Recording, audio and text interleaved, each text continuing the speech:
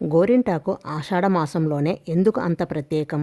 దీని పుట్టుక వెనక ఇంత కథ ఉందా? అది ఏమిటో ఇప్పుడు తెలుసుకుందాం.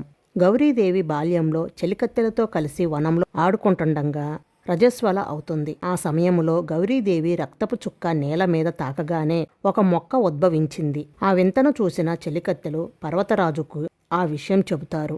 పర్వతరాజు సతీ సమేతంగా వచ్చి చూసేసరికి ఆ మొక్క పెరిగి పెద్దదవుతుంది. అప్పుడు ఆ చెట్టు ఇలా అంది: పార్వతీదేవి రుద్రాంశంతో జన్మించాను. నా వల్ల ఈ లోకంలో ఏదైనా ఉపయోగం ఉందా?